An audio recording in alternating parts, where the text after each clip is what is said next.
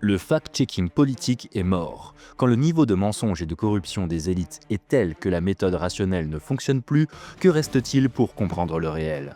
De Macron qui savait mais joue l'ingénu à l'affaire Epstein et sa branche française explosive, en passant par les noms qui circulent déjà, une question s'impose. Qui vérifie encore les vérificateurs ? Dans cette émission, Greg Tabibian dénonce ce système qui prétend traquer les fake news alors qu'il semble surtout protéger les siens. Le fact-checking scientifique, c'est-à-dire non, la Terre n'est pas plate, non, machin, il n'est pas impacté. Il n'y a pas de problème. Par contre, là où ça va être de plus en plus impossible, c'est le fact-checking politique. Même si derrière le fact-checking scientifique, il y a souvent le fact-checking. Enfin, oui, c'est ce que j'allais vous dire. Politique, parce que pourquoi tout le monde. Parce que la vaccination, on nous disait que c'était scientifique. Voilà. Oui, mais. Essayons de séparer quand même ces deux catégories. D'accord. Le fact-checking à part politique. La Terre plate, il y a eu beaucoup de politique dans non, la. mais si par exemple un mec croit que la Terre est plate, ça implique automatiquement un complot de la NASA, etc., pour te faire croire l'inverse. Mais si on met ces catégories là où c'est compliqué, c'est dans le fact-checking politique. Pourquoi ? Parce que nous sommes arrivés à un niveau de corruption et de mensonge de la part des élites politiques qui rend impossible l'utilisation de la méthode rationnelle sur lequel repose le fact-checking. Parce que c'est quoi ? Au départ, c'est du rasoir d'Occam. C'est de te dire, bon, je prends deux options, tu sais, c'est le coup du j'entends des bruits dans le grenier, qu'est-ce qui est le plus probable ? Que ce soit un fantôme ou que ce soit mon parquet qui grince ? Tu vas naturellement privilégier l'option la plus probable. Mais le problème, c'est que face à une affaire de corruption, par exemple, tel ministre a détourné de la thune.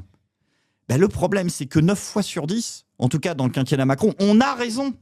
Donc tu ne peux plus utiliser la méthode du rasoir d'Occam parce que si tu l'utilises, la probabilité aujourd'hui, si une affaire de corruption touche la Macronie, par exemple, c'est qu'on avait raison et que le mec ou la nana a vraiment détourné du fric. Donc tu ne peux faire du fact-checking politique que si tu as un degré d'éthique et de transparence et surtout de probité des élites politiques minimal.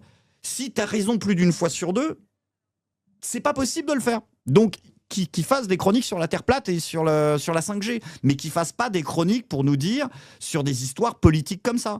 Parce que là, pareil, on s'aperçoit que Macron avait les datas depuis 6 ans et qu'ils ne veulent pas faire de commission d'enquête.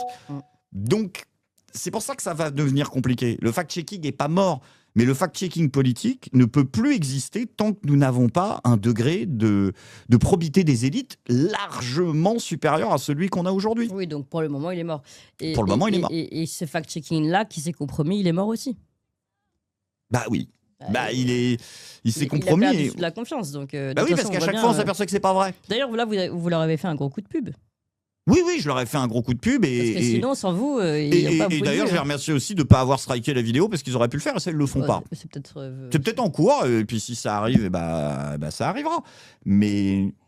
Bon, après, dans ce cas-là, on pourra aussi leur riposter que eux, quand ils prennent nos extraits, on peut faire la même chose. On peut faire la même chose aussi, puis on a le droit. Et puis je pense même qu'en droit américain, je gagnerais, parce que c'est du fair use complet.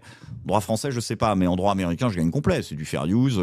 Je reprends pas la totalité de leur vidéo. La valeur ajoutée du commentaire est réelle. C'est-à-dire que la chronique de base, je crois, elle fait 18 minutes. Ma vidéo fait 1 heure. Donc on voit bien qu'il y a quand même 2 tiers de contenu d'analyse pour 1 tiers de contenu de base. C'est pas une copie de vidéo. Il est en train de préparer son procès. Oui. Mais non, mais pas un procès. Mais ce serait bête d'en arriver là. Et ça pourrait toujours se régler autour d'émissions de débat. Mais ils veulent pas. Ouais. Alors, quittons un tout petit peu les fact-checkers. Allons sur l'affaire Epstein. Ouais. Vous avez un peu travaillé le sujet, justement, parce que vous leur répondez sur ce sujet. Est-ce que vous êtes plongé dans les mails d'Epstein ? Non. Pas à ce point-là. J'ai cherché mon nom. J'ai cherché le nom de pas mal de gens. Non, je me suis pas plongé dans les mails. Vous n'êtes pas dedans. Non, je suis pas dedans. J'ai été. Comme on a vu pour Dieudonné, celui-ci, c'est un polémiste qui nous pose problème. Il va peut-être falloir faire quelque chose. Non, vous n'avez pas vu Greg Tabibian nous pose problème. Non, j'aurais été content. Non, mais en vrai, j'ai regardé quels étaient. J'ai regardé ce que d'autres lanceurs d'alerte faisaient pour montrer les gens qui étaient dedans. Et là, une fois qu'un mail en particulier était balancé, je regardais ce mail pour voir si c'était un délire. Oui, si c'était vraiment dedans. Faut pas croire le chapeau de l'article ou le chapeau l'entête sur Twitter. Donc je suis allé regarder ça et effectivement, oui, bien sûr qu'il y a des problèmes. En fait, cette histoire est vraiment représentative de tout ce que dénonce, même parfois dans ses excès, le complotisme, comme on dit. Ah oui, là, on l'a, quoi. En fait, On a le pédo, on a le sataniste, on a tout, on a tout. Alors bien sûr, il y aura toujours des fous du bus pour aller te rajouter des noms qui sont pas dedans, mais on sait pas notre problème. Enfin bon, pour le moment, il y a déjà un paquet des noms. Il y a déjà un paquet, et puis il y a des noms, puis putain, si ça peut faire tomber Jack Lang. Ah non, mais il est Depuis tombé, le temps qu'on attend. Non, mais là, pour le coup, là, vous avez un train de retard. Non, mais je sais qu'il est parti de l'Institut du monde arabe. Non, mais c'est pas ça. Mais Jack Lang, on a même compris que c'était le fusible préféré parce que pour le moment, bon, il avait déjà un certain âge. Il prend sa retraite. Il est tombé. Pour moi, il sera tombé quand il aura un joli costume orange et qu'il sera derrière des barreaux. Oui, à 82 ans, je sais pas quel âge il a exactement. 87 ans. Donc, il va pas faire beaucoup d'années en prison. Non, il mais une peine symbolique, qu'au moins ce soit reconnu. Oui, non, mais certes. Mais moi, j'ai plutôt l'impression qu'aujourd'hui, Jack Lang. C'est un peu l'histoire qu'on aime raconter pour ne pas se concentrer sur les autres. Oui. Mais bon, ce qui serait bien, c'est que tout le monde tombe, c'est que la vérité éclate. Et ça va prendre le temps, parce qu'il y a 3 millions et la deuxième fournée arrive. Bah oui, même plusieurs fournées encore. Bah oui, s'ils le font pas en une fois, parce qu'on peut considérer aussi qu'il y a un enjeu politique derrière, qu'il y a les midterms, c'est que tout ça est bien organisé. Et puis toutes les filiales françaises. Moi, ce qui va m'intéresser, c'est de savoir, voilà, Macron savait, Macron n'a rien dit. Oui. Macron. Et pourtant, il a très bien joué l'ingénu. Je sais pas si on a ça encore en archive. Il a joué l'ingénu. Oh, mais j'étais pas au courant, mais on va laisser les Américains gérer leurs propres affaires, où ils se frottent les mains comme ça. Donc on voit bien que. Il savait rien, sauf une fois au chalet, on connaît le truc. Mais oui, il joue l'ingénu, il est très fort, lui. Il est au cœur de tout, mais alors à chaque fois, il faut laisser les gens faire leur. Tu sais, ça me rappelle le truc de la Cité de la Peur, là, le commissaire Bialès, laissez la police faire son travail, dès que vous aurez de plus en plus d'informations, croyez bien que vous en serez les premiers informés. C'est exactement ça qu'il nous fait à chaque fois. Non, mais c'est vrai que la branche française des dossiers Epstein qui est très importante.